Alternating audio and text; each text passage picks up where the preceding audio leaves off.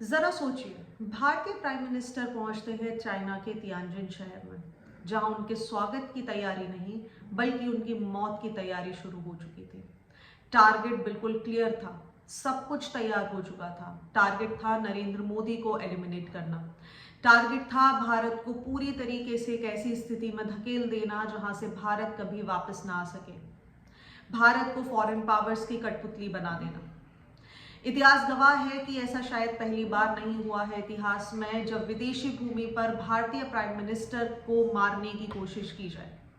हम ताशकंद में लाल बहादुर शास्त्री की रहस्यमय मृत्यु के बारे में बात करें या अपने ही देश में इंदिरा गांधी और राजीव गांधी की निर्मम हत्या के बारे में बात करें, हमेशा देखा गया है कि इन सारी चीजों के पीछे फॉरेन पावर्स होती हैं। इनके पीछे होते हैं इंटरनेशनल फंड्स।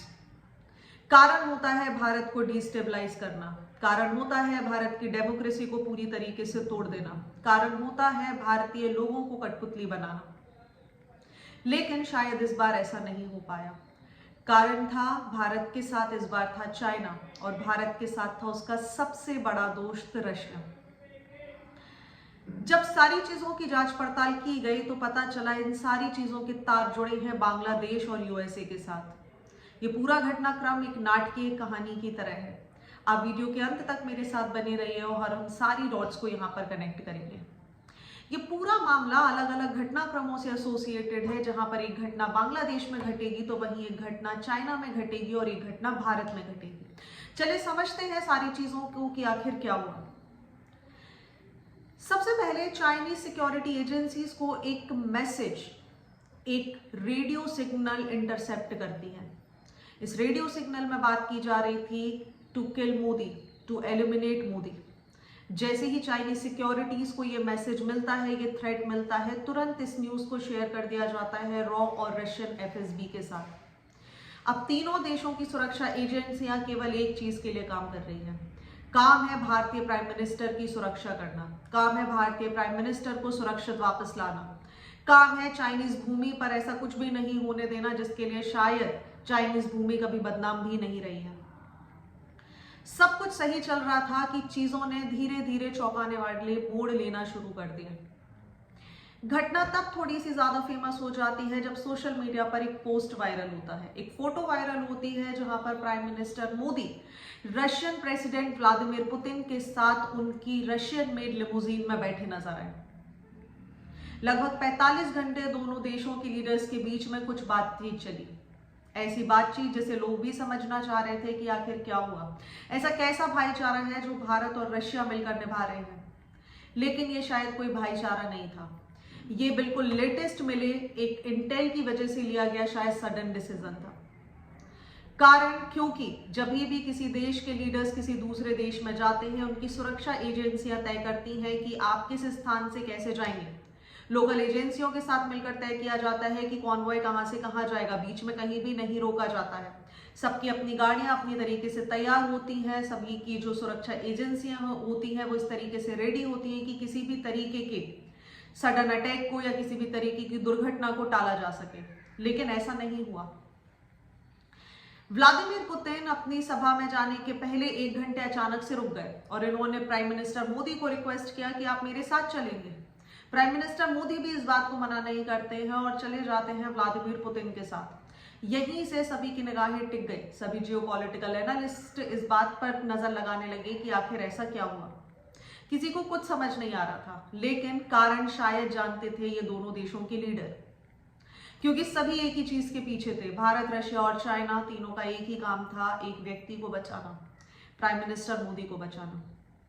इसी टाइम पीरियड में जब ये सारी चीजें यहाँ पर होनी थी, ये बात है एससीओ समिट की 31 अगस्त की। भारतीय प्राइम मिनिस्टर 31 अगस्त से 2 सितंबर तक लगभग एससीओ समिट के लिए यहाँ पर गए थे, विदेशी दौरे होने थे। इस समिट में न केवल भारतीय प्राइम मिनिस्टर बल्कि 20 से भी अधिक देशों के बड़े बड़े लीडर शामिल होने थे। सारे इंटेलिजेंस एजेंसी अपने अलर्ट पे थी। लेकिन इसी समय बांग्लादेश में कुछ ऐसा घटित हुआ जिसने सारी चीजों के तार पिरोना शुरू कर दिए। वेस्टर्न होटल, ढाका में स्थित ये होटल, कमरा नंबर 808। 29 अगस्त को एक व्यक्ति चेक इन करता है और 31 अगस्त को इसकी लाश यहां से बरामद होती है। ये व्यक्ति कोई आम व्यक्ति नहीं है, ये व्यक्ति CIA का एजेंट जाना माना जासूस, जाना माना यूएस आर्मी का स्पेशल फोर्स का एक व्यक्ति है, ट्रेन्ड आर्मी पर्सनल है। उसकी लाश एक कमरे से मिलना, कमरा नंबर 808, जिसे हमेशा ये व्यक्ति बुक करता था। नाम है टेरेंस एरेवेल जैक्सन, शायद जिसका नाम सुन के दुश्मन अपने आप कांप जाए। Highly trained military officer. जब इसकी बॉडी कमरे से मिली तो पूरी नग्न अवस्था में थी, उल्टा बेड पे लेटा हुआ था और बॉडी को देख के ऐसा लग रहा था जैसे किसी ने जहर दे दिया हो। द हाईली ट्रेन्ड व्यक्ति इस तरीके से किसी कमरे में मृत पाया जाना, वो भी किसी दूसरे देश की भूमि पर, इस पर सभी की निगाहें टिक गई कि आखिर ऐसा क्या हुआ। लोकल डॉक्टर्स ने इसको जांच पड़ताल करने की कोशिश करी, लेकिन अचानक से यूएस एम्बेसी यहां पर पहुंचती है, पूरे रूम को सील कर दिया जाता है और एक नाटकीय कार्यक्रम शुरू हो जाता है। बॉडी को पैक किया जाता है, सारे सामान को बटोरा जाता है और लगभग 2-3 बैग भरकर एम्बेसी के लोग बाहर निकलते हैं। किसी लोकल डॉक्टर को इन्वॉल्व नहीं किया जाता है। इनफैक्ट होटल के लोगों को, स्टाफ को और मैनेजर को बोल दिया जाता है कि इस बारे में किसी से कोई भी बातचीत नहीं की जाएगी, मतलब खुले तौर पर एक धमकी दी गई। लेकिन जिन डॉक्टर्स ने इस बॉडी को देखा था वो देखते ही समझ गए थे कि ये कोई नॉर्मल डेथ नहीं है। कारण है क्योंकि इसकी बॉडी में एक रेडियो एक्टिव आइसोटोप पोलोनियम पाया गया है। देख के ही बॉडी समझ में आ रही थी। आप सभी ने शायद मूवीज में देखा होगा कि स्पाइस के गले में एक लॉकेट होता है, उसको जैसे ही अपनी जीभ से टच करते हैं तो अचानक से मौत हो जाती है। ये वही पोलोनियम है जिसके मात्र आपकी जीभ से टच हो जाने से मृत्यु हो जाएगी। ये वही पोलोनियम है जैसे कोल्ड वॉर के एरा में स्पाइस को एलिमिनेट करने के लिए जिया जाता था। ये वही पोलोनियम है जिसको रशिया जैसी कुछ ही कंट्रीज बनाती हैं। ये वही पोलोनियम है जिसकी मात्र 10 ग्राम की मात्रा से मिलियंस ऑफ लोगों की जान ली जा सकती है। इतना खतरनाक पॉइजन किसी की बॉडी में डिटेक्ट हो चुका था, दिख रहा था सभी को। लेकिन यूएस एम्बेसी क्लियरली बोलती है कि हम कोई ऑटोप्सी नहीं कर पाएंगे, हमें कोई पोस्टमार्टम नहीं कराना है, हम बॉडी को लेकर अपने साथ जा रहे हैं। और यहीं से सबके दिमाग में प्रश्न उठना शुरू हो गए, क्योंकि ये वही व्यक्ति था जिसे भेजा गया था प्राइम मिनिस्टर मोदी को असैसिनेट करने के लिए। अब क्योंकि अपने आप में बहुत बड़ा स्पेशल फोर्स का एक व्यक्ति था, तो ये तो डायरेक्टली एलिमिनेट नहीं करेगा। दैट मीन्स ये हैंडलर था, इसके नीचे कुछ और भी लोग थे शायद जिनको ये यहाँ पर ट्रेन कर रहा था। जांच पड़ताल की गई, थोड़ा सा और जानकारी जुटाई गई और पता चला कि इस व्यक्ति को भेजा गया था डीप फेक के द्वारा। डीप फेक जो कि जाना जाता है अलग अलग देशों में मिलिट्री कूप कराने के लिए, उनकी पूरी की पूरी सत्ता पलट करने के लिए। और पता चला कि इसको एक टारगेट दिया गया था कि मोदी को चाइना जाने से रोको। कारण था क्योंकि मोदी लगातार यूएस की वार्निंग के बाद भी रशिया और चाइना के साथ अपनी करीबी बढ़ाते जा रहे थे। एससीओ की बात करें या ब्रिक्स की बात करें, भारत का लगातार एक अपलिफ्टमेंट ही हमें देखने मिल रहा था। भारत उभरता जा रहा था। ना भारत किसी से डरना था, ना भारत का प्राइम मिनिस्टर किसी से डर रहा था।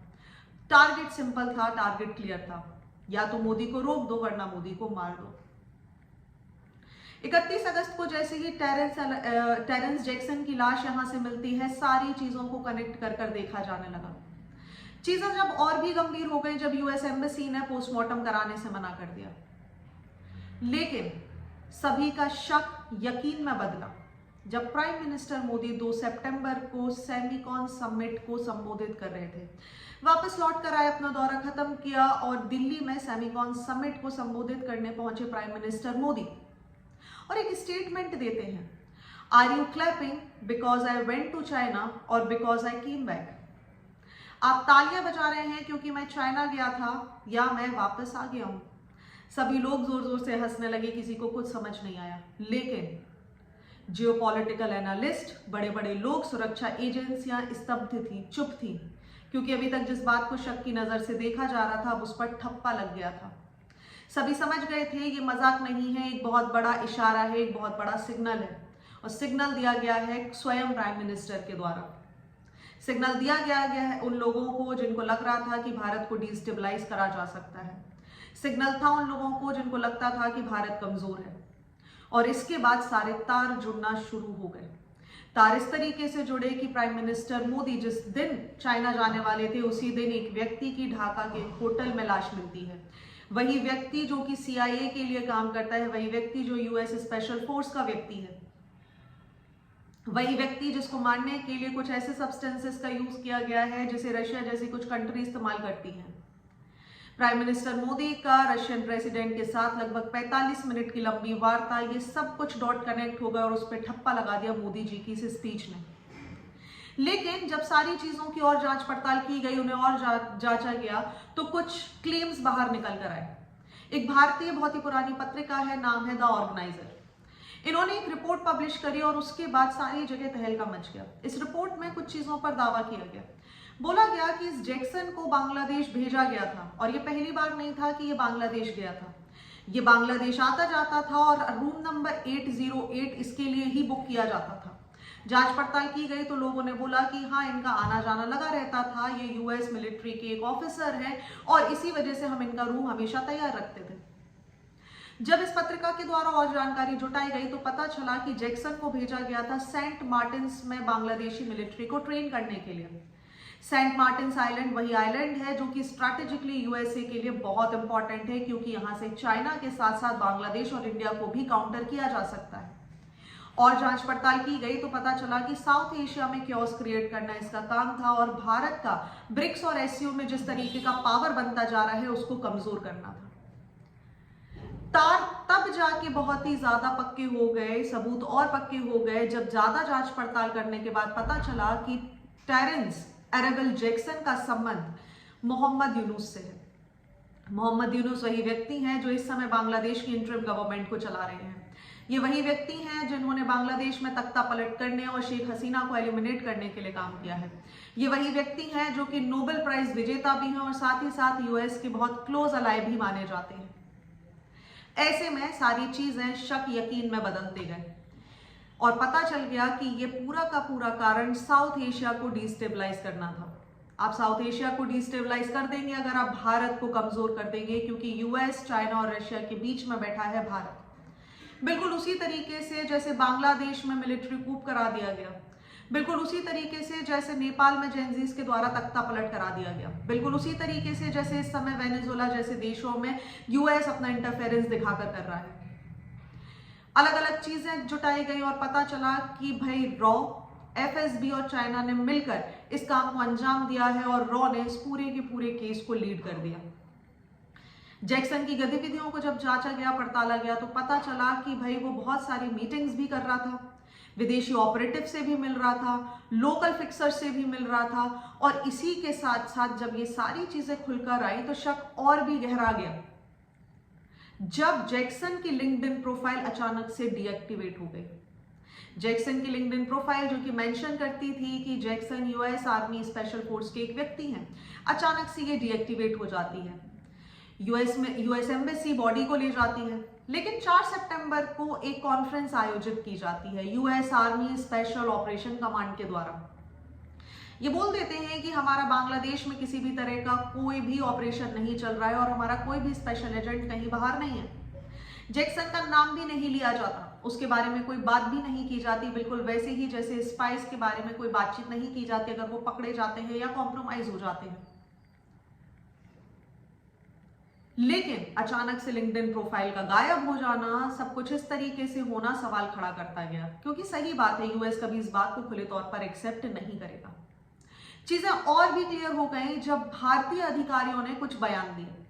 भारत के एक पूर्व रिटायर्ड खुफिया अधिकारी ऑफिसर की हम बात करें जिनका नाम है कर्नल अजीत सिंह, इन्होंने एक स्टेटमेंट यहां पर दिया और बोला कि ये घटना दिखाती है कि भारत और रूस के संबंध और ब्रिक्स गठबंधन को कमजोर करने के लिए वॉशिंगटन किस हद तक जा सकता है।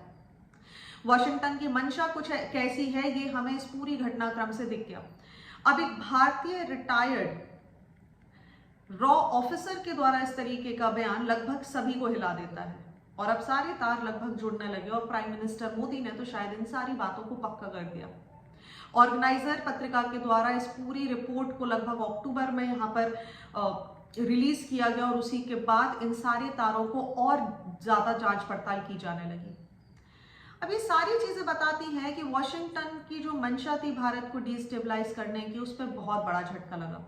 CIA जो कि दुनिया की सबसे शक्तिशाली खुफिया एजेंसी है, जिसका नाम ही जुड़ा रहता है कूप करवाने को लेकर, पॉलिटिकल डिसेबिलिटी करवाना हो या फिर फॉरेन सरकारों को हिलाना हो या सीक्रेट एक्ट्स करना हो, इतिहास इस बात का भी गवाह है कि जहां जहां अमेरिका का बेनिफिट नहीं होता है वहां CIA ने स्टेबिलिटी के नाम पर, डेमोक्रेटिक रिफॉर्म्स के नाम पर हमेशा रिजाइम चेंज करवाया है और रिजाइम उस व्यक्ति के हाथ में सौंपा है जो कि US की कठपुतली हो। और इसका सीधा साधा उदाहरण हमारे सामने बांग्लादेश है।